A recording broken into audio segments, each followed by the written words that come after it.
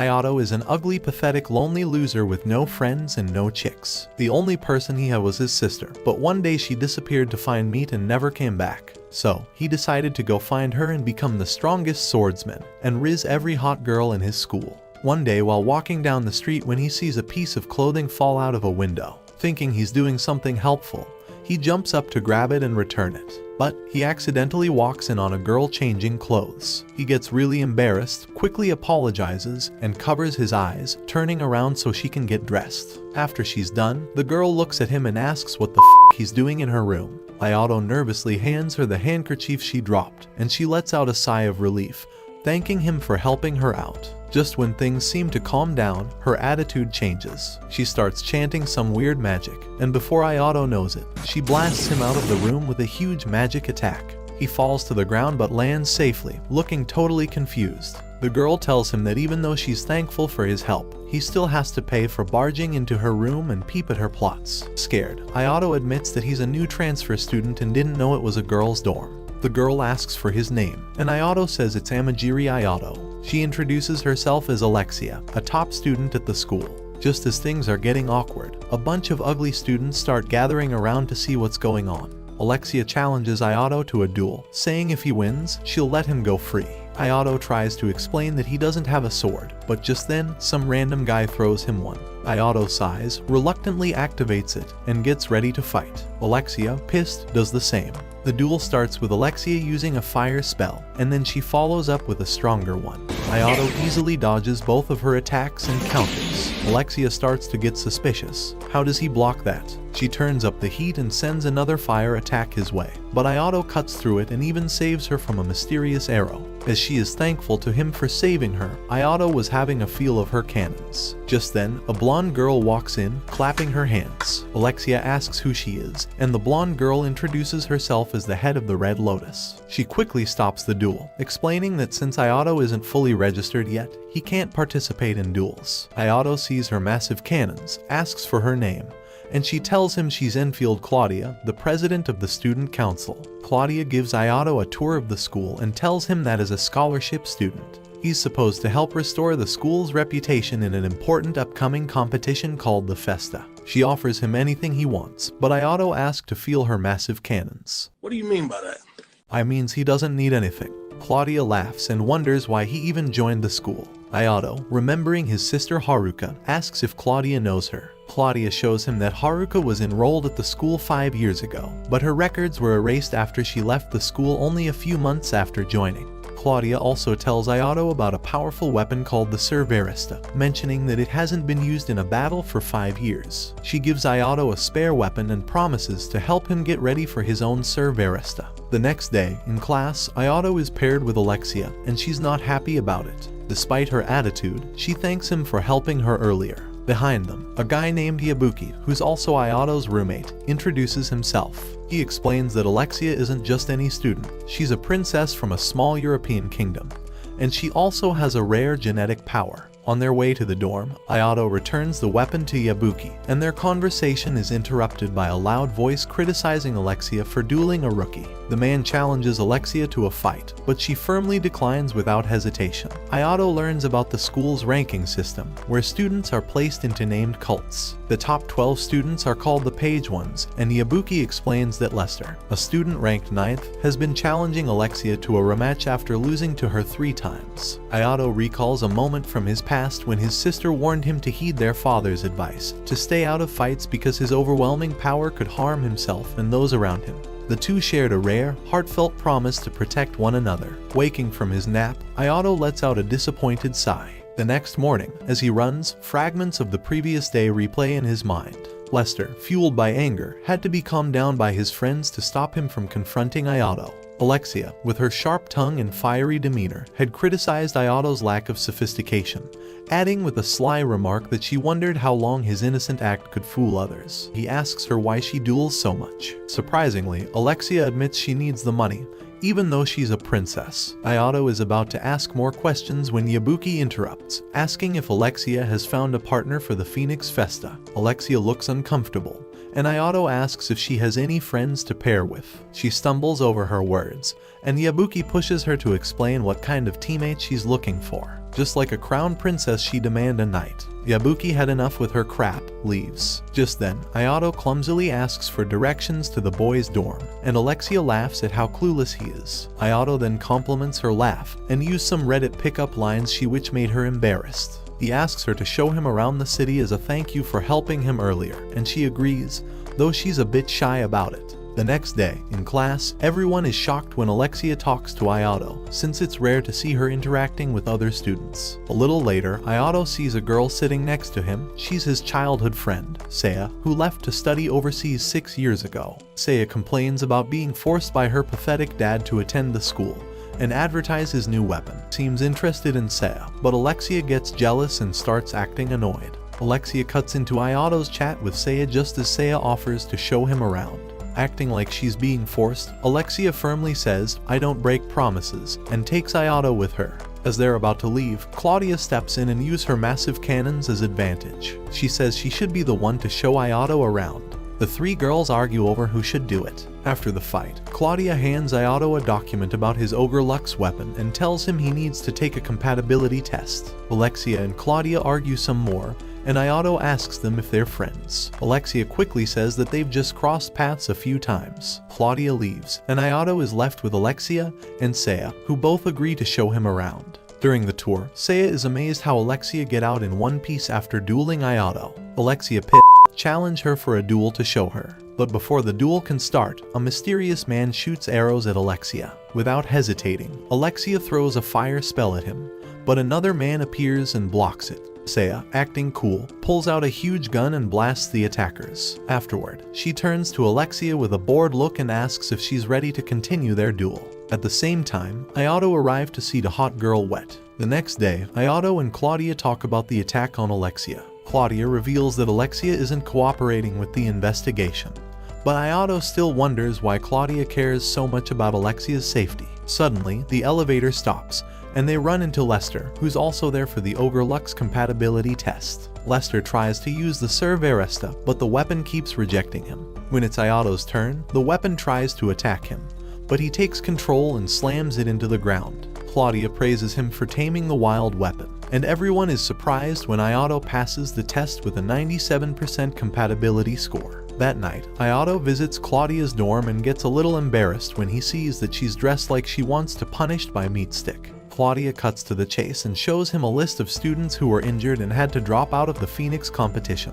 Ayato figures out that the same group that attacked Alexia must be behind the injuries. Claudia tells Ayato that the school's disciplinary committee suspects Lester and his followers and asks him to secretly protect Alexia. Ayato asks her why she cares so much, and Claudia responds that, as student council president, it's her job to protect the students. She asks him to stick with Alexia for time being to protect her. She offered Ayato someone on one counseling as his senior, but when she shows him her massive cannons, he panicked and bolted.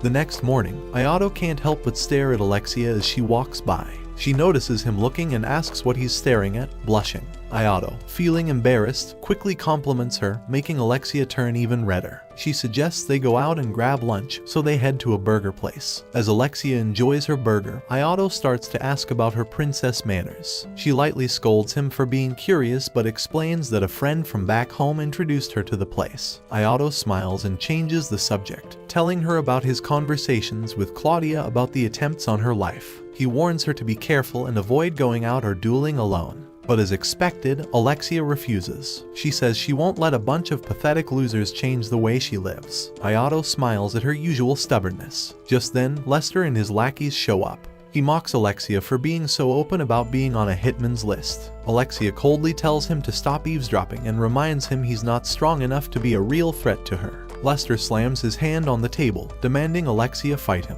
Ayato steps in to stop the fight, but Lester dismisses him. Ayato refuses to back down, calling Lester a fool trying to fix his broken ego. Lester gets mad and grabs Ayato by the collar, threatening to crush him. Ayato refuses to fight and just insults Lester more. After a tense moment, Lester finally walks off in frustration. Alexia praises Ayato for being her knight. Later, as Ayato and Alexia are walking around, they see a group of students from the Wolf fighting. Alexia instantly sees that the fight is a cover-up for an attack. Ayato asks if she thinks the students are involved in the assassination attempts. Alexia says she doesn't think so, though she knows the LeWolf school is a bunch of pathetic losers who would do anything for money. The fight breaks out, and Alexia dodges the first attack with ease. She quickly knocks out the attackers and arranges their bodies in a pile. Then, she grabs one guy by his messy hair and demands to know who hired them. The guy admits that someone paid them to hurt both Ayato and Alexia. He points to a veiled man in the distance, revealing that the employer is watching them from the woods. The veiled man tries to escape,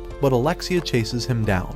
In the woods, a group of veiled men appears, and one of them shoots a light arrow at Ayato to distract him so they can get away. That night, Ayato sneaks into Alexia's room through the window. He gets excited when she asks him to take off his clothes. Alexia quickly realizes what's happening and scolds Ayato for his thoughts, saying she just wanted to fix his jacket.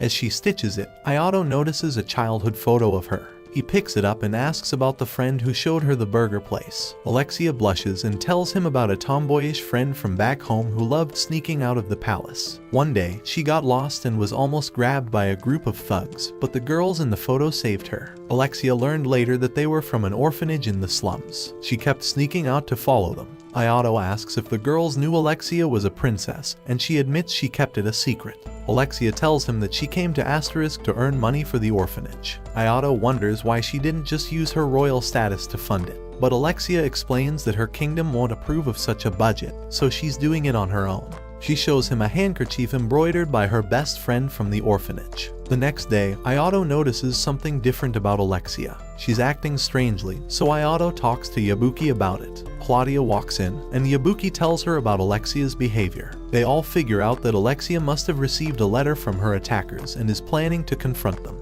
With determination, Alexia walks into an old, run-down building and demands the attacker show his face. Norman Silas, one of Lester's lackeys, appears with a creepy smile. He congratulates Alexia for figuring out who he is, but Alexia points out that she only figured it out after he slipped up and said something he shouldn't have. Silas asks her what he said, and Alexia reminds him of the conversation he had with Lester at the burger joint. Silas compliments Alexia for being clever, but then he says Ayato's provocation must have been planned too. Alexia confirms it, and Silas moves on to business. He orders Alexia to withdraw from the Phoenix Festa, but she refuses, drawing her weapon and threatening to take him down. Just then, Lester's angry voice echoes through the building. He asks Silas if he's the one behind the attacks. Alexia interrupts and reveals that Silas is working with another school to target strong students at Seidoukan Academy. Lester scolds Silas for betraying his fellow students, but Silas mocks him, saying that every student at Asterisk is an enemy, and that he's just profiting off his hatred. Lester tries to attack Silas, but a veiled man appears out of nowhere, catches Lester's weapon, and tosses it aside like it's nothing. Silas summons more veiled men, revealing them to be robotic puppets. He assures everyone that they're just puppets. Lester tries to fight them off, but the puppets keep resetting after every hit. They attack him with light bullets until he falls. Silas orders the puppets to surround him and Alexia, mocking Lester as he gets overwhelmed. Alexia decides to take action and summons a fire dragon to burn the puppets. Silas praises her, but the puppets soon outnumber her and they capture her. While in captivity, Alexia reveals the school behind the attacks,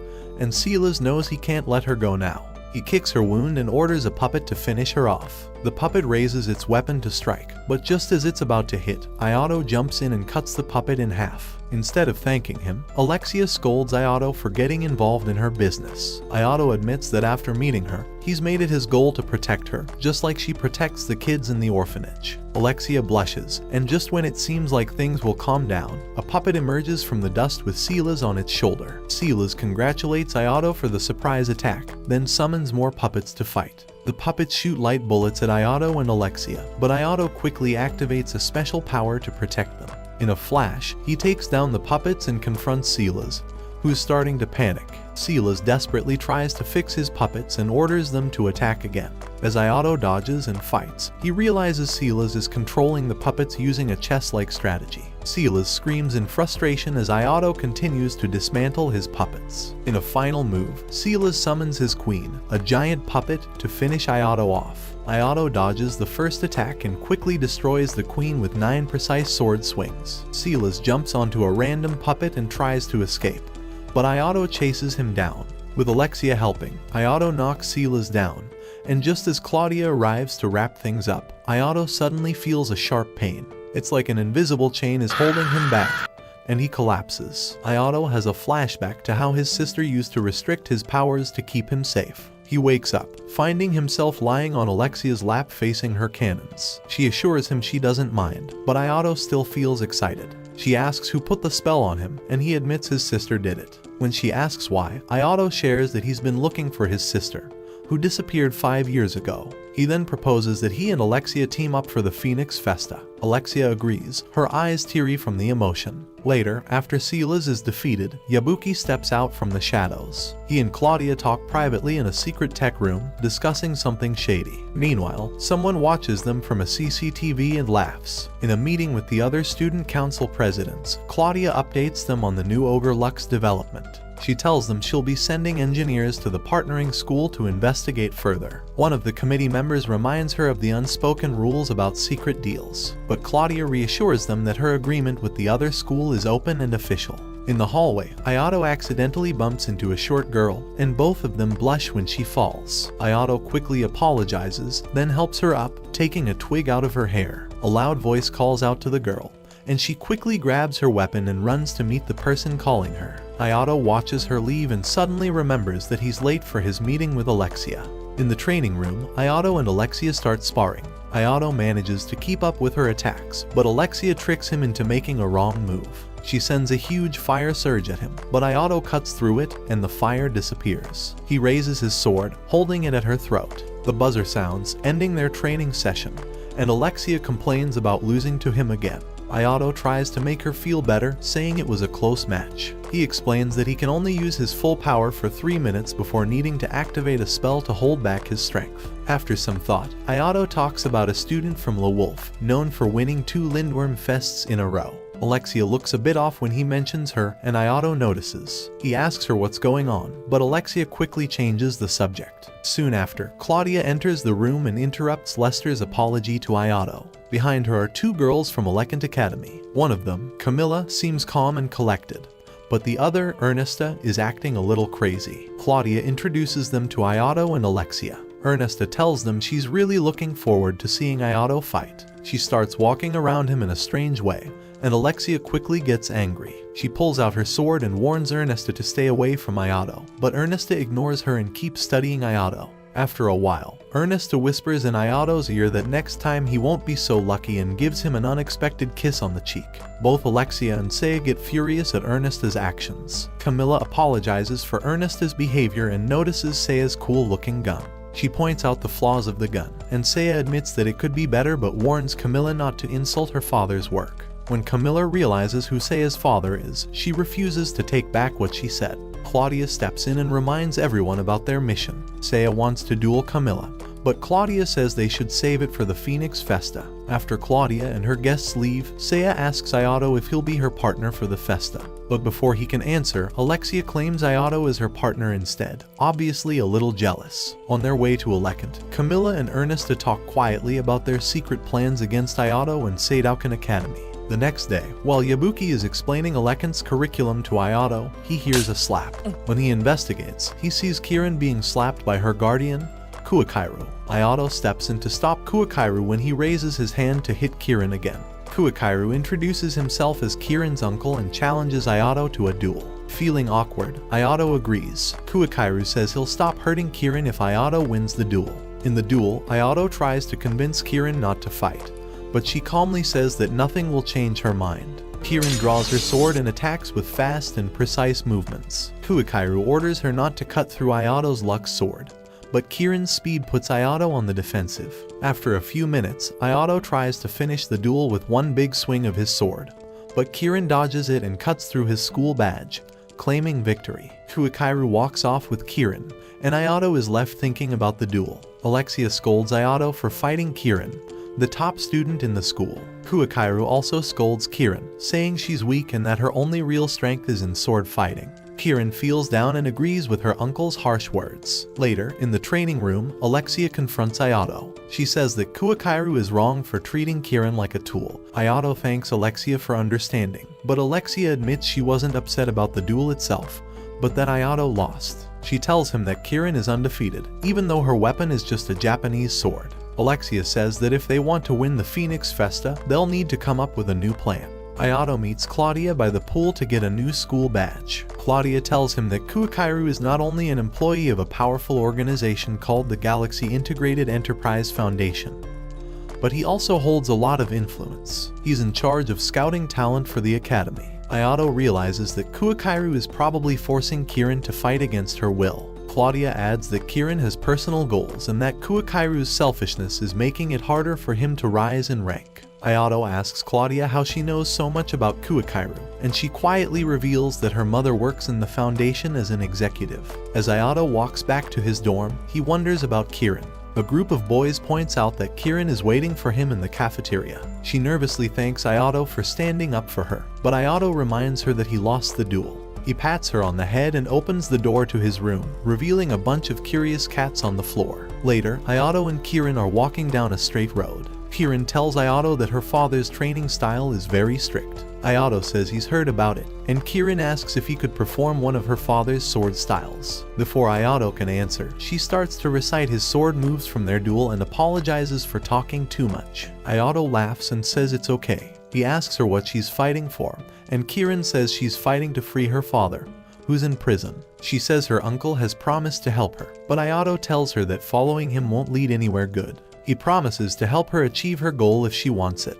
Kirin just gives a small, sad smile and says her uncle hates Genestella. Then she quickly changes the subject and asks about his training. Ayato casually invites her to join him, then realizes he should probably ask Alexia first. Kirin looks disappointed and admits she was warned not to train with high-ranked students. Ayato rethinks his offer and instead invites her to his early morning solo sessions. Kirin blushes at the idea of training alone with him but nervously agrees. Later, Seiya suddenly jumps on him and starts questioning him about Kirin. After finally letting go, she says she was looking for him to ask something. Ayato tells her he already agreed to be Alexia's partner, which surprises her. Even so, she keeps pressing him about Kirin. When Ayato explains who she is, Seiya suddenly feels insecure about her small chest. At lunch, Alexia also questions Ayato about Kirin, but he only tells her they train together. While they talk, he notices Alexia struggling to eat her spicy food and offers to trade meals with her. Somewhere else, Ernesta watches Ayato on a monitor. She notices the girl next to him and asks who she is. Camilla tells her it's Kirin, the top student of Seidoukan. Ernesta laughs and asks if Camilla got any useful information from the school, but Camilla says she found nothing. Ernesta doesn't seem worried. Instead, she's already thinking about how much they'll gain if Seidoukan loses the Phoenix tournament. Camilla doesn't like how Ernesta treats everything like a gamble. While they watch, Ayato and Kirin unknowingly hold hands and blush. Suddenly, two red lights shine through the fog. Before they know it, monsters attack. Ayato quickly cuts off one of the monster's hands, but he's shocked when it reattaches itself immediately. More monsters rush at him, and even though he keeps slicing them, they just regenerate. Kirin figures out the problem. She focuses on one monster, cuts it apart, then immediately attacks the liquid remains and destroys its core. The monster dies instantly. The rest panic and run away. Ayato is impressed and praises Kirin for solving it faster than him. He picks up the broken core and realizes it's connected to Alicant. But before they can do anything, another group of monsters appears and throws firebombs at them. The explosions make the ground collapse, and Ayato falls. Kirin grabs his hand, but his weight pulls her down with him. Watching from her monitor, Ernesta isn't happy that her monsters lured them in so easily, but she quickly cheers up, excited for the next part of her plan. Ayato and Kirin land in an underground water channel, struggling to stay afloat since neither of them can swim. Before they can react, a giant dragon-like monster bursts out of the water. Ayato quickly activates his sword and puts up a protective spell just in time to block its attack. The dragon disappears beneath the water, waiting for its next move. Kirin realizes the situation is bad and tells Ayato to leave her behind so he won't be disqualified if she gets hurt. Ayato laughs and tells her not to say things like that. Thinking fast, he breaks part of a stone pillar and places Kirin on it to keep her safe. The dragon attacks again, but Ayato is ready and cuts off its head. The victory doesn't last long, though. The dragon regenerates instantly. Even worse, its core keeps moving, making it impossible to destroy. Kirin quickly observes the pattern and confirms that the core is shifting positions. That's when Ayato decides to use a special move. He extends his Lux sword, slicing through both the dragon's firebombs and its entire body at once, cutting the core in the process. The dragon vanishes completely, but the moment it does, Ayato's constriction spell activates, and he falls from exhaustion. As they sit, drying their soaked clothes, Ayato opens up about his weakness. He can't fight for long. Kieran gets a little jealous when he mentions that he's pushing himself to fight alongside Alexia, but Ayato quickly reassures her. Feeling guilty, Kieran steps closer. Then, Ayato asks her again, why is she fighting? This time, she tells him everything. 5 years ago, a thief broke into a store where she and her father were. The thief took her hostage, and her father killed him to protect her. But because her father was a Genestella and the thief was a normal human, he was sent to prison. If nothing changes, he'll be locked up for decades. That's why she has no choice. Her uncle is the only one who can help her. Ayato listens quietly, then gently pats her head. He tells her that following her uncle's plan will only lead to a dead end. But if she wants, he'll help her reach her goal. Kieran looks at Ayato, and Ayato realizes he's staring at her underwear. Suddenly, a rescue team arrives and pulls them both out of the ditch they fell into. The next day, Kuakairu orders Kieran to stay away from Ayato and not get involved in his problems. But for once, Kieran refuses. She tells her uncle that she's making her own decisions now. This makes Kuakairu angry, and he slaps Kieran across the face, reminding her that everything she has achieved is because of him. Kieran doesn't back down this time. She rejects any further help from her uncle and even tells him that she no longer wants his influence. In a burst of frustration, Kuakairu raises his hand to strike her again. But this time, Kieran catches his fist mid-air, squeezes it, and breaks free from his control. She walks away without looking back. Kuakairu tries to threaten her, asking how she plans to stay ranked number 1 without his help. But Kieran calmly replies that she doesn't care about being number 1. Later, during their duel, Kieran thanks Ayato for agreeing to fight her. She explains that fighting him is her first real step in making her way in Asterisk. Ayato promises to give it his all. Meanwhile, the top students of the school are discussing the duel. Alexia voices her concern for Ayato, but Saya reassures her, saying Ayato has fought stronger opponents. Lester adds that Ayato has a plan, and Yabuki mentions that Ayato had come to him to borrow a Lux, just like Lester did.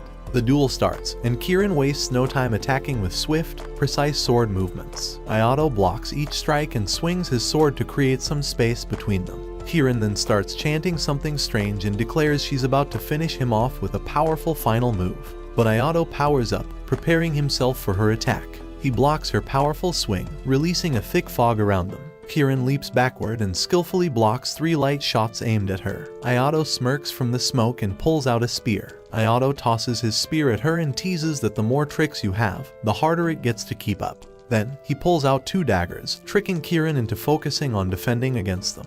At the right moment, Ayato releases a dagger from his hand and catches Kieran off guard. She leaps into the air to perform her final move, but Ayato grabs her, slams her to the ground, and wins the duel. After Ayato is declared the winner, Alexia and Saya congratulate him in the locker room. Then, Claudia enters the room with Kieran, who asks if she can join Ayato and the girls for training. Alexia gets mad and scolds Saya for always intruding on her training with Ayato. Saya agrees to let Kieran train with them, but then Kuakairu bangs on the locker room door, demanding to see Kieran. Ayato lets him in, and Kuakairu scolds Kieran for fighting in a duel he didn't approve of. Kieran reminds him she doesn't need his help anymore. Kuakairu raises his fist to strike Kieran, but Ayato steps in, holding him back and warning him to stop. Kuakairu threatens Kieran, saying he'll expose her father's secrets to ruin her. But Claudia intervenes, threatening to tell Kuakairu's boss about his plan to ruin a student's reputation for his own gain. Kuakairu gets nervous and quickly walks out, ignoring Kieran's tears of gratitude.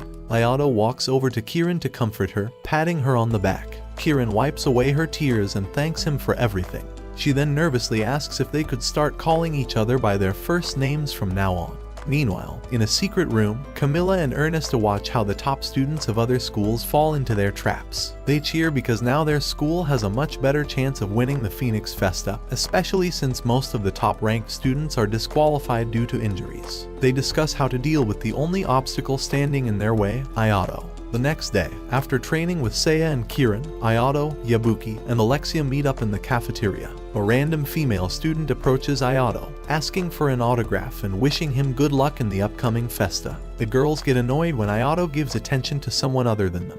But Yabuki tries to explain that it's normal for people to be curious about Ayato, especially after he defeated the top-ranked student in the school. Yabuki reminds the girls how they also got attention when they first rose to the top. Alexia gets a little nervous and changes the topic. Ayato admits he was shocked when he found out that Seiya had paired up with Kirin for the Phoenix Festa. Seiya explains that she needed a tag mate to qualify for the competition so she could make Camilla eat her words, and apologize for her disrespectful comments about Seiya's father. Kirin adds that she agreed to be Seiya's partner because she also wanted to participate in the competition out of her own free will. Alexia mocks the girls, saying they have no teamwork, unlike her and Ayato, but Ayato calmly asks Kirin and Seiya to work on their cooperation. Seiya announces that she and Kirin won't be training with them the next day and will instead spend time together to strengthen their bond.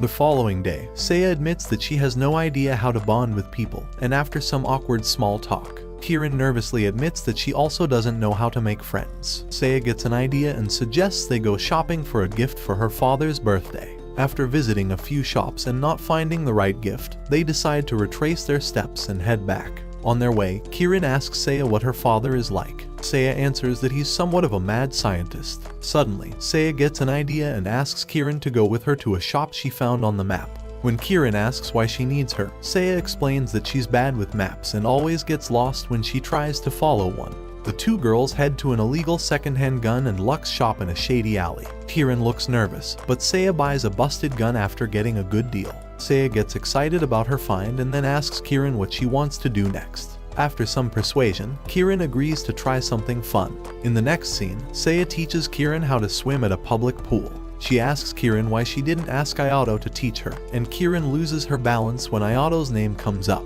Seiya apologizes, but Kirin explains that she doesn't want to seem vulnerable in front of him. Seiya praises Kirin for her bravery and goes to get drinks. While Kirin practices on her own, she accidentally bumps into a random blonde girl lounging in a raft. The blonde girl scolds Kirin, but then recognizes her as one of Seidoukan's top students. She quickly figures out that Kirin must have lost her rank and can't swim, and she starts running her mouth about it. Seiya returns just in time and throws an ice cube at the blonde girl to silence her. The blonde girl gets mad and challenges Seiya to a duel. She introduces herself as Weinberg Violet, rank 35 at Queen Vale Girls Academy. Seiya isn't impressed by Violet's introduction and tells her to start the duel. The fight begins, and Seiya knocks Violet out with one blast almost immediately. The crowd cheers, and Seiya is declared the winner. Later, Seiya tells Kirin that she needs to take more pride in herself and grow stronger. Kirin thanks Seiya for the advice and asks why she chose her as a partner. Seiya explains that Kirin has many great qualities as a fighter, especially since they use the same sword style, which makes them a perfect team.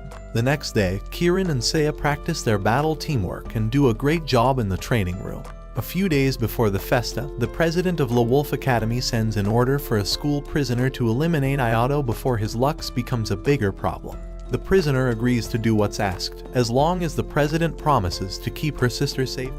During the opening ceremony of the Phoenix Festa, Ayato notices the Festa president while he's making an entry speech. He asks Alexia what she knows about him, and Alexia says the president is power-hungry and corrupt. Ayato catches a glimpse of the president's evil grin before it quickly fades. The president then announces that using more than one weapon during the competition will now be banned, so the contestants better pay attention to the new rule. In the preparation room, Ayato decides to invite Lester for a quick lunch before their matches. Lester refuses the offer and says he only cares about fighting Ayato, not anything else. Before Ayato can go after Lester, Seiya suddenly shows up and clings to him. Kirin nervously walks up and offers Ayato a lunch she and Seiya prepared for him. Alexia gets jealous and storms off to eat by herself while the rest of the group follows her to the waiting room.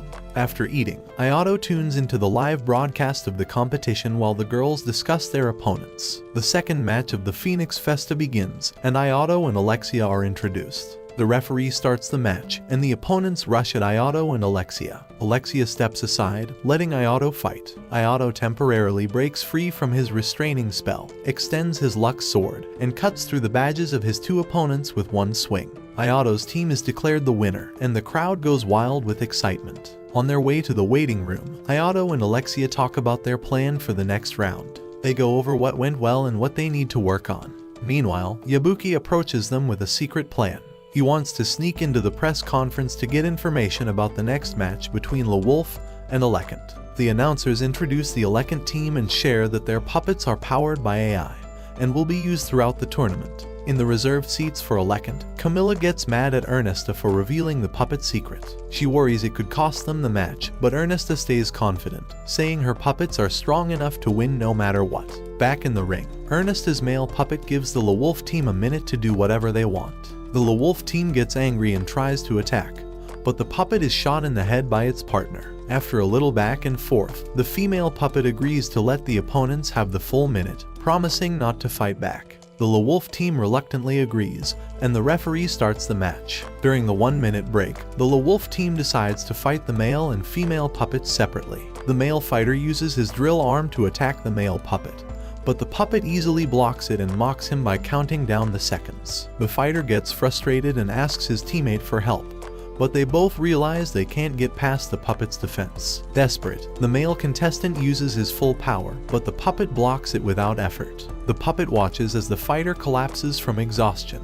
then announces that the 1-minute break is over and crushes his badge. Ernesta and Camilla are declared the winners. The crowd cheers loudly, and the commentators are impressed by how quickly the fight ended. Ayato and the girls talk about how tough it will be to get through Ernesta's puppet. Suddenly, Seiya gets a call from her father, who tells her that the puppets are controlled by AI. Ayato recognizes Seiya's father's voice and says hello. Seiya's father asks if she got the new gun he sent, but Seiya tells him she hasn't yet. He tells her to check customs, but Seiya says her current gun works just fine for now. After the call, Seiya goes to check customs, and Kirin excitedly follows her. Yabuki tells Ayato and Alexia that he plans to sneak into the winner's press conference to get more information. Ayato and Alexia decide to practice in the Ecchi waiting room. Meanwhile, Ernesta praises her puppets for their good work. RMC, the female puppet, thanks Ernesta for her praise, but when she notices her partner laughing, she smacks him and demands respect. Ernesta explains that RMC's partner is weaker because of his male features, but it's really because RMC is the one who limits him. On their way to the Festa arena, Ayato and Alexia stop to watch a street fight. Alexia immediately recognizes the fighter as Urze's Irene, a top student from LeWolf. After Irene knocks her opponent down, she notices Ayato and walks over to him, smirking. Alexia steps in front of Ayato to protect him and asks Irene what she wants with him. Irene tells Alexia to move, but Alexia warns her that street fighting is dangerous, and that Irene could be disqualified for it. Irene ignores her, activates her weapon, and Ayato and Alexia barely manage to dodge it. Suddenly, a young voice calls out from the crowd, and Irene gets nervous. It's Priscilla, Irene's younger sister. She apologizes to Ayato and Alexia for Irene's behavior and forces Irene to apologize too. Priscilla drags Irene away, and Alexia explains to Ayato that there are some vague records about the two sisters, sent by Claudia. Ayato then asks Alexia why she provoked Irene earlier. Alexia explains that Irene was targeting Ayato, since she ignored Alexia when she tried to step in. She also says that LeWolf is known for shady tactics and might be planning something against Seidoukan Academy. Back in the ring, the commentators announce the match between Kirin and Seiya. The crowd laughs when they mistake Seiya for Kirin because of her smaller chest. The match begins, and Kirin faces the shorter of the two LeWolf contestants. She dodges his attacks quickly and slices his badge in seconds, ending the match. The crowd is stunned by how fast it was. Meanwhile, Seiya is fighting her opponent, blocking every attack with skill. She gains the upper hand and starts to use her gun to defend herself and attack back. Her opponent jumps into the air for a big move, but Seiya blasts him to the ground. The announcers declare Kirin and Seiya the winners, and the crowd cheers. In the next round, Ayato and Alexia face two girls from Queen Vale Academy. Alexia decides to fight them by herself since Ayato already fought in the first round. The girls charge at Alexia, but she fights back with fireballs. One of the girls trips and gets hit by a fireball, breaking her badge. The second girl mocks Alexia, thinking she's beaten, but Alexia surprises her with a firebomb that traps her. The bomb explodes, and the commentators announce Ayato and Alexia as the winners. While waiting for Kirin and Seiya to return, Alexia nervously offers Ayato a packed lunch. She asks if he can pat her head, just like he does with Kirin and Seiya. Ayato pats her on the head, and Alexia blushes, awkwardly opening a virtual screen to watch the ongoing matches. In the ring, Lester and his partner Randy are running around, trying to avoid their opponents, Irene and Priscilla. Lester and Randy hope to wear Irene's weapon down by dragging out the fight, but Randy decides to test what Priscilla can do. Irene uses her weapon to control the gravity under Randy's feet, making him lose balance. Lester tries to attack Irene, but she blocks him and kicks him away. Randy loses consciousness because of the gravity, and Lester struggles to get up. Irene stands up and walks toward her sister, lowering her neck. She uses her weapon to absorb power from Priscilla's blood. She explains that her weapon works by using the wielder's blood, but absorbing others' blood balances it out. Lester calls Irene a vampire, and she creates 3 deadly orbs, sending them at him. Lester dodges one, but the others are too strong. His axe breaks when he tries to block them, and eventually Irene's orbs overpower him, and he surrenders. Claudia congratulates Ayato for making it to the finals. Ayato's device rings, and Kieran appears on the screen, nervously telling Ayato that Seiya is lost. Ayato excuses himself from Claudia and promises to make it up to her later. As Ayato searches for Seiya, he runs into Priscilla, who's being chased by thugs. Ayato helps her escape and asks why she's being chased. Priscilla explains that Irene caused trouble at a casino, but quickly changes the subject. She mentions that Irene is on her way to rescue her, and Ayato gets worried. Irene suddenly jumps into the scene, threatening Ayato. Priscilla deactivates her regenerative blood power and tells Irene to calm down. Irene promises to behave and asks Ayato what he's doing alone in an alley. Before Ayato can respond, he gets a call from Seiya, who says she's found her way back to Kieran. Ayato suggests they meet at the burger joint and explains he was in the alley looking for a friend. Irene apologizes for her outburst and hands Ayato a copy of the final match schedule. Later, Irene storms into the LeWolf Student Council president's office, demanding to know why her sister wasn't properly protected. The president dismisses her complaints, saying that some people don't follow his orders. Irene attacks him, but only scratches his cheek. The president laughs and tells her that causing harm to him will only hurt her. He mentions that Ayato stopped his goons from attacking. Irene blames the president for making her owe Ayato, but after she leaves, the president instructs his assistant, Corona, to perform a fortune reading. Corona excitedly tells the president that the cards show Irene and Priscilla will win. Back at Seidoukan, Ayato tells Alexia about his dinner plans with Irene and Priscilla. Alexia gets upset and scolds him for agreeing to dine with the enemy. After a moment of anger, Alexia demands to be Ayato's +1 for the dinner. At dinner, Priscilla greets Ayato and Alexia, but Irene quickly speaks up in a rude way. Irene admits she has a huge gambling problem because she owes a lot of money to Dirk, who is the president of LeWolf Student Council. She explains that she signed a contract that keeps her from participating in the festa and says she can't use the prize money to pay off her debts. Irene tells them that Dirk has ordered her to take down Ayato because his Lux weapon is a problem for him. Alexia wonders why Dirk would care so much about a weapon, and Irene explains that Dirk has seen someone else use the same Lux as Ayato. That's when Ayato remembers what Claudia told him about his sister being missing, and he starts to put the pieces together. He thanks Irene for the information, and Priscilla interrupts by bringing a plate of seafood and mushrooms to the table. After dinner, Priscilla apologizes for Irene's bad manners, but Ayato and Alexia assure her the dinner was perfect. Priscilla talks about how grateful she is that Irene is fighting for her, but she also explains that Irene becomes a completely different person when she uses her Lux. She apologizes again for talking too much. As Ayato and Alexia walk home, they talk about what Irene and Priscilla are going through. They decide to put aside all the sad stories and focus on winning the finals. After they split up to go to their dorms, Ayato goes to visit Claudia. When he enters her room, Claudia suddenly flips out and attacks him. Ayato barely manages to calm her down, but eventually Claudia snaps out of it and apologizes. She explains that sometimes her emotions get the best of her, but she promises to tell Ayato why she attacked him if he agrees to join her team for next year's Griffin Festa. Ayato agrees, but only if Alexia can be on the team too. Claudia agrees, but says she can't reveal certain secrets to anyone outside her team. Claudia then asks Ayato if he's ever experienced death. She explains that her weapon forces her to experience death over and over again in her dreams. She says the last person who used the weapon could only handle it for 3 days, but she has gotten used to the pain. Ayato asks why she keeps using such a weapon, and Claudia admits she needs it to achieve her goals. Ayato asks her opinion on Irene's Lux, and Claudia says it's very dangerous. Ayato thanks Claudia and leaves, but not before Claudia tries to flirt with him. Ayato quickly leaves to avoid the awkward situation. Meanwhile, Priscilla and Irene are getting ready for the upcoming match. Irene smirks at the sight of the dead bodies, reminding her of the time when Priscilla was seriously injured years ago. A huge block of cement fell on her, and she had to undergo surgery, leaving her family in major debt. Dirk paid off their debts, but in return, Irene had to work for him and use a dangerous weapon. On the day of the finals, Priscilla wakes Irene up and reminds her that they will be called to the arena soon. Irene sucks Priscilla's blood to regain her strength, and the two sisters hug before walking to the arena. Meanwhile, Ayato and Alexia discuss their strategy. Alexia says her goal is to win, no matter what the backstory of their opponents is. She agrees to follow Ayato's plan because she values what he wants. Ayato thanks Alexia for her support, and the two walk into the arena. The crowd cheers as the announcers introduce the teams. Irene activates her Lux, and the match begins. Alexia makes the first move, sending fire discs toward Irene, but Irene easily blocks them and counters Ayato's sword strike. Ayato and Irene fight close up with swords, while Alexia fires more shots at Irene.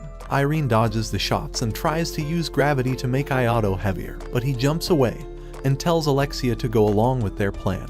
Alexia sends fire stars at Irene, but Irene blocks them with a shield. Irene brags about her power and recharges herself by sucking Priscilla's blood. While Irene is distracted, Alexia quietly tells Ayato that her part of the plan is finished, and now it's his turn to act. Irene throws Priscilla to the ground and mocks Ayato's fighting style. She then uses a gravity attack on him, but Ayato and Alexia dodge it. Alexia distracts Irene with fireballs while Ayato charges in to strike. Irene blocks his attack but is caught off guard when Ayato follows up with another strike. Ayato focuses on attacking Irene's Lux, and after a brief power struggle, Irene's Lux sends Ayato flying into the arena wall. Alexia and Ayato regroup and prepare to face Irene's gravity balls. Ayato tells Alexia to stay focused on protecting herself while he uses a special sword style to destroy the gravity balls. Ayato charges at Irene to distract her, and Alexia traps Irene with a location-based attack. Irene manages to break free and mocks Alexia right before a large firebomb lands on her. The explosion knocks Irene back, but when the smoke clears, she is still standing behind a protective barrier. Priscilla tries to check on her sister, but Irene shows a wicked, evil look. Ayato tries to save Priscilla, but he and Alexia are hit by Irene's gravity attack.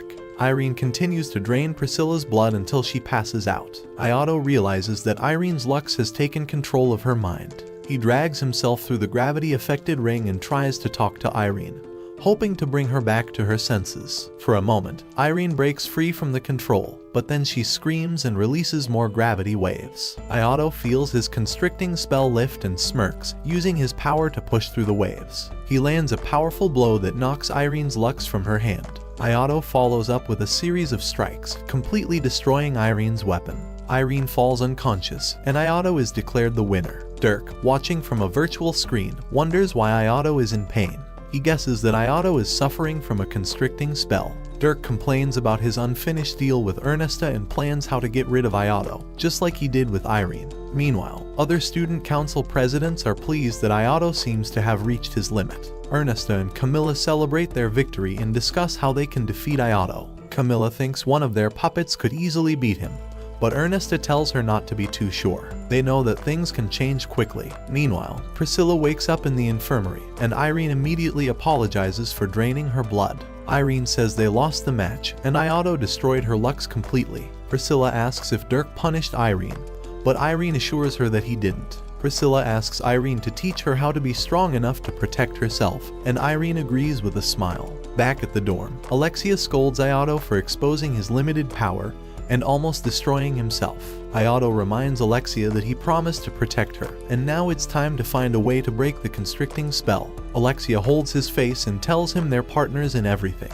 Just as they're about to kiss, the other girls burst into the room to check on Ayato, making playful comments. Yabuki overhears and wonders what will happen next. After Ayato and Irene's battle, the Phoenix Festa continues. Zinglu, a battle-obsessed student council president, watches the fight and gets excited. She asks her lackey if they can fix a match with Ayato's school, but the lackey points out that Ayato's powers are limited. However, the chief believes Ayato's weaknesses make him even more interesting. Suddenly, two evil twins, Shenhua and Shenian, interrupt, promising to destroy their next opponent. Ayato and Alexia were discussing their strategy for the upcoming battle in the Festa arena. As the announcers introduced the qualified teams, the crowd went wild. When Ayato and Alexia's names came up, their opponents warned them they wouldn't go easy even if Ayato was hurt. Before the match kicked off, Alexia pulled Ayato aside, pointed to a marked spot on the floor, and reminded him of their plan.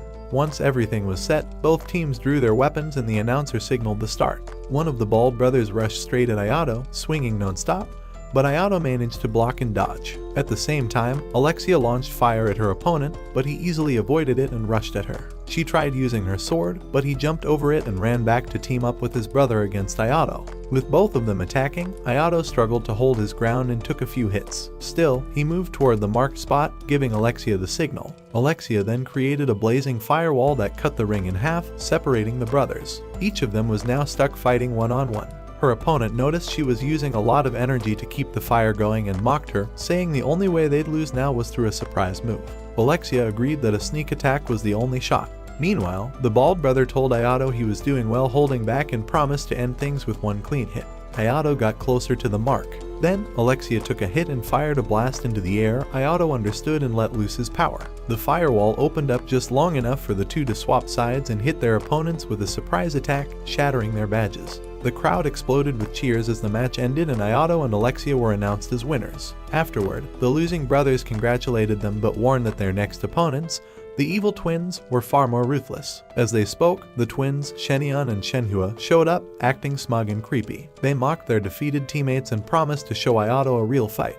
Later, in the waiting room, Alexia told Ayato he should use his wish to find his sister if they win. But Ayato brushed it off, saying his sister probably had her reasons for hiding. Meanwhile, Seiya and Kirin congratulate Ayato on his victory and bring a surprise guest for Alexia. It's Flora, a maid from Alexia's kingdom. Flora's voice is extremely high-pitched, which annoys everyone. Flora talks about Alexia's past, but Alexia gets embarrassed when Flora shows pictures of her bathing. Flora quickly apologizes, and Ayato points out that Flora clearly loves Alexia. Flora admits that Alexia is her role model and that she wants to join Seidoukan in the future. Alexia tells Flora to wait 2 more years before enrolling, but promises she'll win the Phoenix Festa and help their country. Seiya and Kirin remind Alexia that they will be the ones to win. Flora points out that they are Alexia's rivals, and the girls exchange a glance. Later, Ayato reflects on his conversation with Alexia about his missing sister. He calls Irene, and Priscilla answers the phone, thanking him for saving Irene. Just before Priscilla invites him to dinner, Irene takes the call. She asks Ayato if he wants to meet Dirk, the president of La Wolf. Ayato confirms that he wants to learn about his lost sister, Haruka, and asks Irene to set up a meeting with Dirk. Irene agrees but warns Ayato that Dirk is dangerous. The next morning, Yabuki wakes Ayato up from his sleep. They start talking about the upcoming match and the challenges ahead. Yabuki congratulates Ayato for making it to the quarterfinals, but warns him about their next opponents, the evil twins. Yabuki shares everything he knows about the twins. Just then, Alexia calls Ayato and invites him to lunch, saying it's on behalf of Flora. Ayato watches Flora enjoying herself at the restaurant that Yabuki recommended a few hours ago. After having some fun with ice cream, Flora pulls out her notepad and starts reading some awkward questions she wrote for Ayato. Flora asks Ayato how far he's gone with Alexia in their relationship. Alexia gets upset and asks Flora where she got such a disgusting question. Flora admits that the prince, who is Alexia's older brother, asked her to investigate Alexia's relationship with Ayato. Alexia grabs Flora's notepad and warns her not to ask any more of those weird questions. Just then, a girl with glasses nervously approaches their table and asks Ayato to follow her. She introduces herself as Corona, the secretary for the student council at La Wolf, and tells Ayato that Dirk is waiting for him. Alexia frowns and wonders what Dirk wants with Ayato. Ayato assures her that he asked to meet Dirk, not the other way around. Alexia insists on coming with Ayato to the meeting, and Dirk agrees to let her join. They all get into Dirk's car, and on the way there, Alexia complains about Dirk causing Irene to go berserk. Ayato calms her down and reminds her that the meeting isn't about Irene. Dirk compliments Ayato for being smart, then tells him that he's not obligated to answer any of Ayato's questions. Ayato quickly realizes that Dirk must have an agenda, so he asks Dirk everything he knows about his missing sister. Dirk tells Ayato that he only saw Haruka once during an event called the Eclipse. Alexia gasps and explains that the Eclipse was a dangerous, underground tournament where the winner was the last one standing, and contestants could die. Dirk remembers that Haruka was a contestant but says she lost her match. However, Haruka didn't die during the game.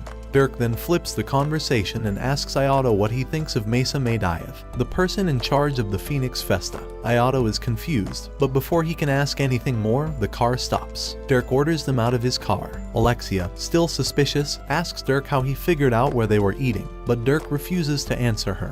Corona mentions a little girl she saw with Alexia at the restaurant, and Dirk demands to know everything about her. A few years ago, Seiya approached Ayato after watching him train with his sister. Ayato nervously asked Seiya if she had watched his sister beat him in their training. Seiya replied that shouting the names of fight moves was cooler than fighting quietly, and told Ayato he needed to get used to it. Ayato gave Seiya a favor ticket and asked her to help him defeat his sister. Fast forward to the present, and Ayato is now in the training room with Alexia. During their sparring session, Alexia knocks Ayato down with a fire attack and asks why he seems distracted. Ayato apologizes and walks away to the school's fountain, where he reflects on his conversation with Dirk. Alexia walks up to him, snapping him out of his thoughts. She reminds him that he had said he wouldn't go looking for his sister, and asks if he's scared to learn the truth about why she disappeared. Ayato agrees that he's afraid of discovering that his sister might have abandoned him. Later, while Ayato is on his balcony, he hears a noise and is surprised to see Seiya drop down from the ceiling.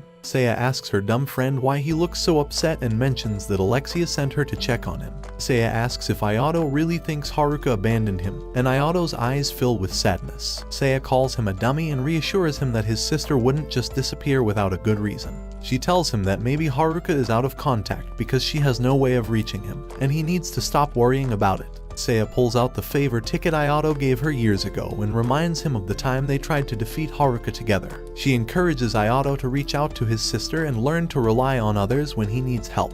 The next day, after discussing their battle strategy, the announcer introduces the fighters of the day. The evil twins mock their opponents, saying they're nervous and showing weaknesses. One of the twins asks Alexia if she has come up with a new strategy. Ayato responds firmly that they won't lose. The evil twins admit they're excited to defeat them. As Ayato temporarily breaks his seal, Alexia draws her weapon, and the match begins. Ayato immediately charges at Shenhua, but she easily dodges his attack. When Alexia tries to fight Shenyan, he creates a smoke screen, but the two quickly realize it's just an illusion. The crowd gets frustrated because they can't see through the smoke, but Shenyan clears it. With 5 minutes left, Ayato's constriction spell starts to take effect, so he charges at Shenyan. Shenyan makes 4 shadow copies of himself, and Shenhua turns invisible. Shenyan reveals spell cards and attacks Ayato with his clones. Ayato takes down a few copies but gets hit by an explosive spell card. Alexia tries to check on him, but Shenhua appears and hits her with an explosive spell card too. The two decide to focus on taking down Shenyan first. However, Shenyan blocks Ayato's attack and reveals that the smoke screen was used to hide spell tags all over the ring. Alexia decides to destroy the tags, but Shenhua reappears and strikes Alexia with a thunder spell card. After taking down all of Shenyan's clones, the 5-minute mark hits, and Ayato feels the pressure from the constricting curse. He falls to the ground as Shenyan mocks him. Shenyan places his foot on Ayato's head and asks how it feels to lose. But Ayato surprises him by cutting through his badge with one quick swing. Shenyan then appears from the air, mocking Ayato. He traps Ayato in a dome of spell cards, but after struggling inside, Alexia saves him. She apologizes for not being able to stop Shenyan sooner. Ayato thanks Alexia for saving him and tells her to buy him some time while he meditates to regain his strength. Alexia agrees to keep the twins busy while Ayato meditates. During this time, Ayato feels his powers growing as he focuses on breaking through his seal. Alexia fights back against the twins, but Shenhua goes invisible again. Alexia uses fire to burn away the invisible tags, while Shenyan creates hundreds of explosive spell cards. Alexia stands firm, allowing the ice illusions to pass through her. When Shenyan tricks her, she gets hit by a massive ice attack. Shenhua kicks Alexia in the same spot where the ice hit her, mocking her. Ayato continues meditating and remembers a fighting style his sister taught him years ago. Alexia swears to make Shenhua regret not finishing the fight when she had the chance. She creates a massive fireball, but Shenyan saves his sister and mocks Alexia for failing. As Shenyan traps Alexia with more spell cards, Ayato finally unlocks his seal and cuts through the cards with ease. After saving Alexia, Ayato explains that he's broken the second layer of his constricting seal, allowing him to fight for over an hour instead of just 5 minutes. When Alexia gets exhausted, Ayato faces Shenyan and starts cutting through the tags. He moves quickly, using his sword to block all of Shenyan's attacks. Ayato lands a powerful punch on Shenyan, knocking him unconscious. The crowd cheers as Ayato and Alexia are declared the winners of the match. In the waiting room, Flora and Claudia congratulate Ayato and Alexia. Claudia invites Ayato to her room but tries to steal him away from Alexia. Alexia drags Ayato out, and Flora watches the two women argue over him. In another waiting room, Seiya is telling Kieran a story about her father. He was in a terrible accident at work and lost most of his body. To stay alive, he had to hook himself up to a nerve center in his workshop. Kieran feels bad for Seiya's father, but Seiya stops her and says she doesn't want sympathy. She explains that Camilla was right about her father making guns to match her fighting style. Seiya also adds that if people just accept everything, they'll start talking badly about her father's work. Before their match, Camilla and her friend come to talk to Seiya. They criticize her gun, but Seiya promises to prove them wrong by defeating their puppets in the ring. Camilla agrees that if the girls win, she'll take back everything she said. The puppets always give their opponents a 1-minute grace period, and this time is no different. Kieran gets ready by pulling out her weapon. The male puppet, RD, warns her that if she wants to break through his defense, she'll need a new strategy. Kieran isn't scared. She tells him to give it a try, and after a few failed attempts, she lands a hit. She tells RD to fight fairly or she'll strike him down. RD admits he lost the first round and asks how Kieran got past his defenses. She explains that she used his predictable moves and lack of combat experience against him. Next, RMC, the female puppet, steps forward. She asks Seiya why she hasn't attacked yet. Seiya says she won't attack until the puppets decide to fight seriously. After Seiya lands a hit on RMC, the puppet switches into battle mode. While this fight is going on, a masked man from the Wolf School sneaks into the ring and kidnaps Flora. The fight continues as Seiya gets a compliment from RMC for her skillful shot. RMC then says she'll fight Seiya at full power and starts flying in the air. She moves so fast that it's hard to follow her, but Seiya manages to aim and fire at her. RMC blocks the shot with a secret weapon and comes out of the smoke unharmed. While RMC and Seiya battle in the air, Kieran and RD are still fighting on the ground. Kieran attacks hard but notices that RD is using her moves against her, predicting what she'll do next. RD shifts tactics and lands a successful counterattack. Kieran admits she needs more practice to beat an opponent like him. RD thanks her for helping him collect data on her fighting style. He calls for RMC to use their combo move, but RMC refuses, saying it's up to her when they use it. After dodging many of RMC's attacks, Seiya uses a special weapon. The two fight with full power, and after some back and forth, Seiya's ammo overpowers RMC's and forces her to create a barrier. Kieran runs over to Seiya to apologize for not helping more, but RMC turns to RD and agrees to use their combo move. They float into the air, and RMC gives her armor to RD, completing a body transformation. The girls realize they're in trouble. RD, now stronger, shows off his new body. Seiya admits it looks impressive, but then RD launches an attack, sending both of them flying. The girls quickly figure out that the body merge made RD nearly invincible. Seiya tells Kieran to hold him off while she comes up with a plan. Kieran charges at RD, trying to use her speed to land a hit, but RD hits her with his massive hammer. Seiya runs over to check on Kieran, who says she's fine and that they need to focus on defeating RD. RD powers up and threatens to destroy them. Seeing Kieran weakening, Seiya tells her to stay behind and prepares her weapon. RD attacks with the hammer again, and Seiya fires her weapon full power. After barely surviving the explosion, Seiya switches to a smaller weapon.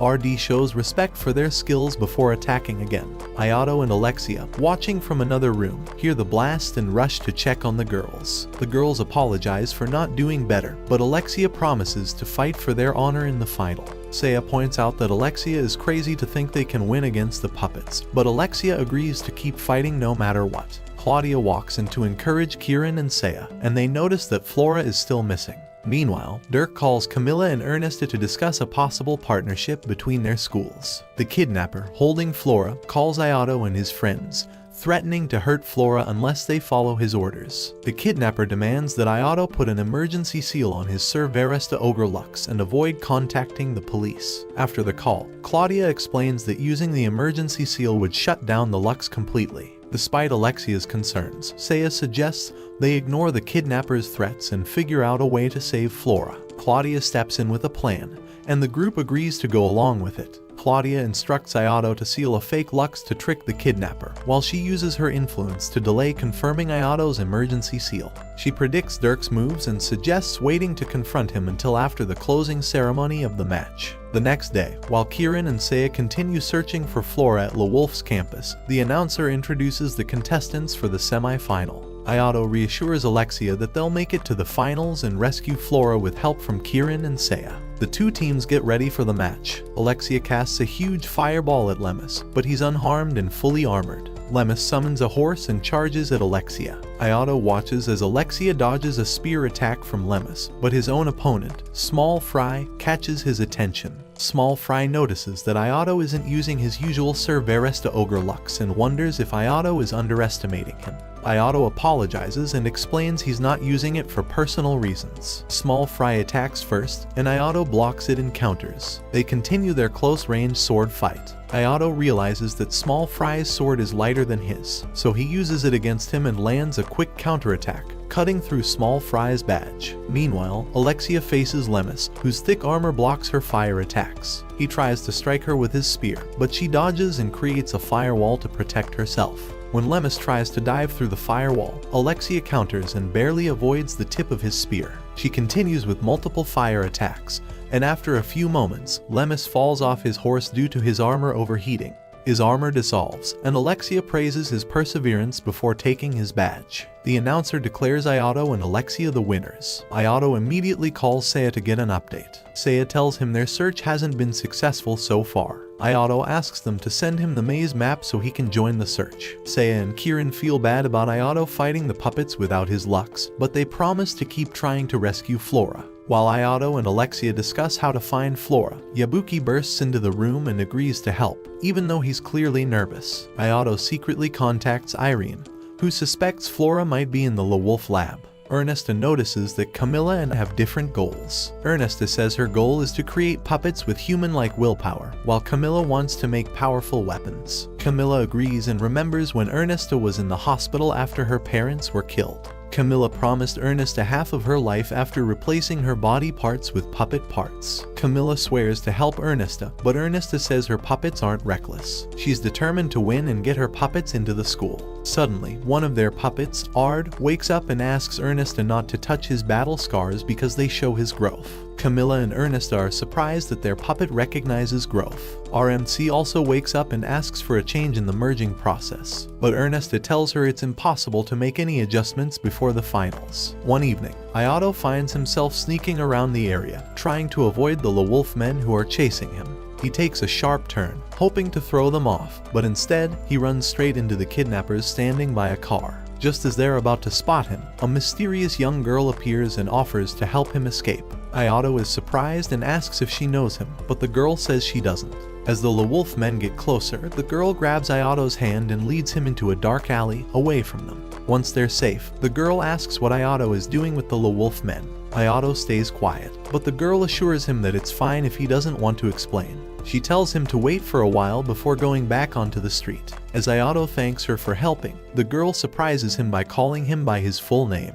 He's shocked, as he's sure he never introduced himself to her. The girl, noticing his reaction, praises his quick reflexes. She explains that while he's well known from the Phoenix Festa, he didn't disguise himself very well. Before they can talk more, a man suddenly appears and threatens Ayato. The girl calmly mocks him and, recognizing him as a former student of Glong's school, stands her ground. The man attacks, but the girl easily dodges his wild swings. Frustrated, the man starts fighting recklessly, but with a swift move, she knocks him into a wall with just a small kick. After this, she agrees to help Ayato if he follows her to a rooftop. She compliments his teamwork and selflessness, then asks about the missing person. Hesitant at first, Ayato describes Flora, and the girl promises to help. She asks him to keep their meeting a secret, then suddenly her brown hair turns white. Ayato recognizes her as Sylvia from Queen Vale Girls Academy, the rank 1 student. Sylvia starts singing, and as she does, her powers activate, helping her find Flora. She tracks Flora to the northern part of the city. Sylvia gives Ayato her contact information and wishes him good luck, then skips off. Ayato thanks her and heads back to meet the group, not mentioning Sylvia's help. When Ayato tells the group about Flora's location, Seiya insists that Ayato and Alexia should focus on winning the finals. She tells them to leave finding Flora to her and Kirin. Alexia tries to protest, but Yabuki convinces her. Seiya reassures Ayato that they'll find Flora before the end of the match and send him a signal when it's safe. Meanwhile, Dirk talks to his hired kidnapper, who tells him about a suspicious man near the area. Dirk tells the kidnapper to use Flora if any intruders appear. The kidnapper senses intruders nearby and prepares for action. Yabuki hacks the entrance to an abandoned building, and the group enters. Suddenly, a dark entity appears and tries to attack them. Kirin steps up and defeats it easily. However, more dark creatures rise from the ground, and the group is surrounded. Seiya fights back with her gun, shooting down many of the creatures. Yabuki struggles to dodge their attacks while Seiya calls for Kirin to cover her. As Kirin runs to help, her leg gives out, but she pushes through and takes down more of the creatures. Seiya powers up her sniper and obliterates the rest. After the fight, Seiya feels weak but pretends she's fine. Yabuki warns the group about more entities, and Lester appears, blaming Yabuki for dragging him into this mess. The girls ignore his complaints and continue their search for Flora. Yabuki sneaks off to execute his own plan, leaving Lester to deal with the remaining creatures. In the arena, the final match is about to begin. Ard, the puppet, challenges Ayato to make the fight more interesting than Seiya's. Ayato responds coldly, saying he's only interested in winning. The announcer announces that Ayato has changed his weapon and requests an emergency seal for his Lux. The countdown begins, and the match kicks off. Ayato and Alexia charge towards Ard. Ayato unleashes a series of 9 sword strikes, but Ard blocks each one. Alexia follows up with fire attacks, but RMC interferes and complains about being left out. The two teams execute their plan. Alexia will fight Ard, while Ayato protects her and predicts RMC's moves. Alexia asks for Ayato's help, and he distracts Ard long enough for Alexia to land a fire attack. But Ard dissolves the fire easily. The two regroup and discuss their next move. They need to come up with a new tactic to handle the merged attack. RMC unleashes a massive firework-like attack and combines with Ard to strengthen their power. Ayato runs through the explosion and cuts through RMC's badge, weakening her. As RMC apologizes to Ard for letting her guard down, she asks him to do whatever it takes to win. Kirin and Seiya, meanwhile, are still searching for Flora. The kidnapper appears, holding Flora and threatening to kill her if Kirin doesn't drop her weapon. Seiya attacks the kidnapper, causing him to release Flora. Kirin runs to lead Flora to safety, but the kidnapper strikes her with a shadow spike. Seiya jumps in to stop him from attacking Kirin again. Kirin fights back, using her sword to defend herself and weaken the kidnapper. The kidnapper tries to mock her efforts, but Seiya fires a shot, hitting him directly. Back in the arena, Ayato and Alexia are struggling to keep up with Ard's powerful, merged form. Ard taunts them, saying he will decide when the match ends. He throws his massive hammer, trapping Ayato and Alexia. But Alexia fights back with fire and manages to block the hammer's full impact. Seeing her still standing, Ard praises her stamina. Just as Ayato and Alexia are about to be overwhelmed, Claudia takes control of the announcer's microphone and announces Flora's safety. Relieved, Ayato activates his Lux, cutting through Ard's hammer like butter. The crowd is in shock as Ayato declares the start of their counterattack. After a fierce battle, Ayato finally lands a powerful blow on Ard, breaking his badge and defeating him. The crowd goes wild as Ayato and Alexia are declared the winners of the Phoenix Festa. Meanwhile, in a secret underground area, Flora's kidnapper, Warnher, is attacked by a mysterious figure. Warnher falls, and Yabuki appears, complaining about his ruined coat. Seiya and the others, relieved that Flora is safe, realize that Yabuki is missing. Lester confirms that Yabuki disappeared right after the girls went to rescue Flora. Back at the arena, Camilla and RMC approach Seiya, asking for a rematch. Camilla admits that while Seiya's weapon was stronger, the fused puppets are nearly as powerful as an Ogre Lux, and a simple weapon can't match it. Seiya, looking determined, agrees to the rematch. In a dark room, Dirk calls Ernesta to tell her they couldn't find the powerful Ogre Lux they needed for her third puppet, a semi-finished one. Ernesta, staying calm like a true strategist, doesn't show any frustration. She wonders what her next step should be. Meanwhile, Ayato, Claudia, and Seiya visit Kirin in the hospital. After a short while, Alexia walks in and calls out for Flora. Flora enters, shy at first, but then takes over the room with her loud voice. She apologizes for causing trouble and hugs Alexia, crying as she seeks comfort. Outside the hospital room, Ayato and Alexia share a drink, thanking each other for their teamwork and effort. They talk about their plans for winter break. However, Alexia surprises everyone by revealing that she bought plane tickets for everyone to join her in her kingdom, Lalania, for the holidays. The next scene jumps to the airport in Europe, where Flora's loud voice fills the air again as she greets everyone and ushers them to a car. The streets of the kingdom are filled with a welcoming parade, celebrating the success of the Phoenix Festa winners. In the palace, Alexia storms into her brother's room, annoyed by his grand entrance. He retorts that he wanted to congratulate them, introducing himself as Jar, the king of the country, and his wife, Maria. After a little back and forth with his sister, Jar mentions that he'd like to meet the Festa winners before a banquet that night. On a tour of the palace, Alexia explains to Ayato that her country, Listen, is controlled by the Integrated Enterprise Foundation, which has too much power. She wants to free her country from their control. Later that night, Ayato hears Flora's voice in his head, telling him that Seiya is missing. Ayato finds Seiya on the roof, and she apologizes for cutting off communication a few months ago. She explains that she couldn't bear the pain of their limited communication, especially after his sister went missing. Seiya promises to always be there for him moving forward. Ayato thanks her and agrees to rely on her. Over dinner, Claudia invites the group to join her team for the upcoming Grips Festa. Claudia reminds Ayato of his promise to join if Alexia joins, and Alexia reluctantly agrees, although she's unsure about the Festa. The next day, Ayato visits the girls' room and is shocked to see how beautiful they look in their dinner gowns. After some awkward glances and compliments, Ayato is appointed to escort Alexia to the banquet. At the banquet, Alexia offers Ayato a drink to calm his nerves and complains about her brother's involvement with the Integrated Enterprise Foundation.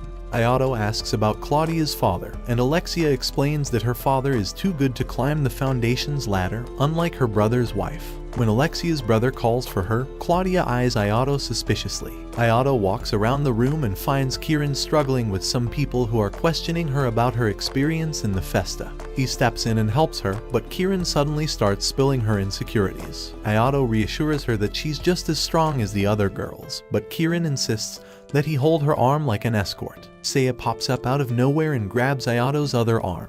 The two girls continue their arm wrestling battle, but then a man's voice laughs at the scene. He questions Ayato's interest in joining the Grips Festa, warning him against joining Claudia's team. Suddenly, the man summons a giant mixed creature to attack the party. The guests panic and start running.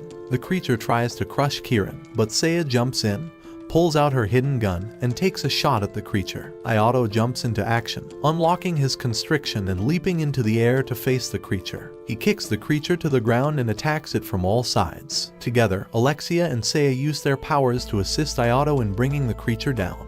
The strange man watches them defeat his monster and starts laughing maniacally before disappearing into the night. The next morning, Jar informs the group that the attacker's name is Gustav Mallow, a wanted criminal. Claudia adds that he's known as a terrorist. Kieran notes that the man was likely carrying out someone else's orders. Jar jokingly asks the group how they feel about the police wanting to put them under protection, but Claudia firmly states that none of them need protection. As the group begins to leave, Jar pulls Ayato aside and asks to have a private conversation with him and Alexia over tea. He bluntly asks Ayato to marry Alexia to avoid the Foundation's plan to marry her off to someone else. Alexia, shocked, asks her brother why he wants her to marry. Jar explains that if Alexia doesn't marry Ayato, the Foundation will see her as a valuable asset, and they will try to control her. He believes it will be easier for Alexia to stay safe if she marries Ayato. Ayato refuses, saying he doesn't want to be the one who binds Alexia to her country. Jar accepts his response but asks if Ayato would agree if it were Alexia's desire. Both Ayato and Alexia nervously react, and the conversation ends. Alexia leaves angrily and Jar warns Ayato that she will try to change the country, but it will only bring her suffering at the hands of the real rulers. Ayato doesn't want to get involved, so Jar suggests Ayato check on Alexia. Meanwhile, Claudia makes a secret phone call, eyeing Ayato suspiciously. Ayato and Alexia visit an orphanage where Sister Teresa, the manager, greets them. Teresa reveals that the nuns in the orphanage are part of the Genestella group, an organization that teaches the orphans self-defense. Ayato notices a greenhouse, which used to be the dueling area for Genestella children. Alexia opens up to Ayato, explaining her plan to win the Grips Festa to free her country from the Integrated Enterprise Foundation's control. On the way out, Alexia sees a tinted car and recognizes someone inside. She rushes off, dragging Ayato through the snowy forest to meet Ophelia, an old friend. Ophelia, however, doesn't want to get involved with Alexia's plans and warns her to stay out of her destiny. Alexia challenges Ophelia to a duel, but Ophelia, without moving, counters Alexia's attack with shadow arms. She absorbs Alexia's fire and uses her energy to create a monstrous shadow arm that knocks Alexia to the ground. Ayato tries to intervene, but Ophelia threatens him. Ayato pulls out his Sir Versta and defends himself, but just as things are about to escalate, Gustav Mallow appears again, claiming he was hired to take Ayato and Alexia out. He summons more of his chimera beasts, but Ayato gets ready to fight back. He uses a special sword style to cut down one of the chimera creatures, but gets knocked down by another. However, Claudia swoops in and cuts off its heads. Gustav, surprised by the defeat, disappears into the night. Later, Ayato wakes up and finds Kieran and Saya beside him, both asleep. Alexia enters the room and tells him he's been out for 3 days. She thanks him for saving her life. Ayato asks about her past with Ophelia, and Alexia reveals that Ophelia was once her best friend. Ophelia was originally not part of Genestella but was taken by the Integrated Enterprise Foundation and turned into one of the strongest Genestella. Alexia believes Ophelia lost her will to live after being experimented on. Alexia worries that if she enters the Grips Festa, she will be forced to fight her best friend again. Meanwhile, Flora rushes into the room with an urgent report. Flying chimeras are attacking the country. Alexia realizes Gustav's plan to distract them while targeting the orphanage. She decides to take action, and the group prepares to confront the Hydra. Ayato and Alexia, working together, fight off the Hydra. After a tough battle, Ayato lands a decisive blow and defeats the creature. Gustav tries to flee, but is caught by Kieran, who knocks him out. Later, Claudia has a conversation with her father, who is trying to protect her from the Grips Festa. Claudia refuses to back down.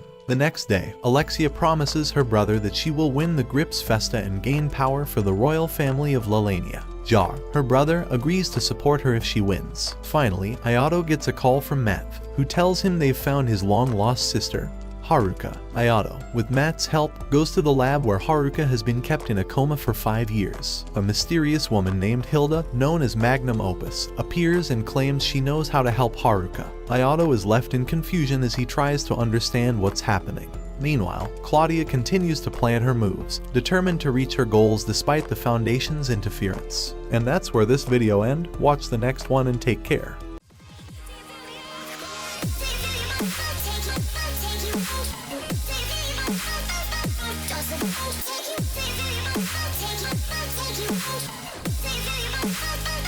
Doesn't